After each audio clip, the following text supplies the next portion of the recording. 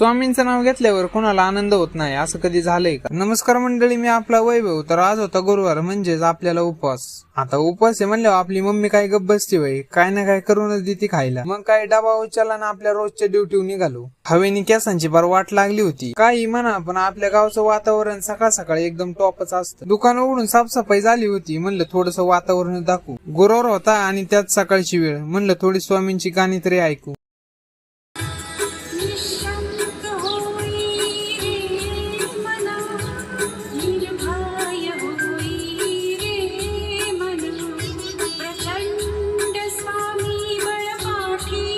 गाणी ऐकून झाले म्हणलं जरा जाऊन आरशात तोंड बघून यावा.